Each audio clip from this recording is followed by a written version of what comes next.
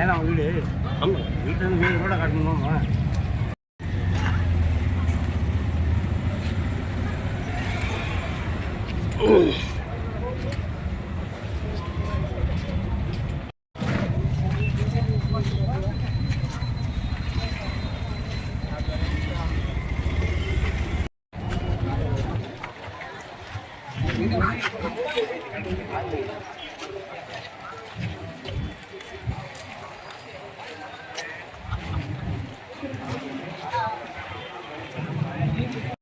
சொல்லு ஆர்வி பையன் அவன் பேரு வேல்முருகன்.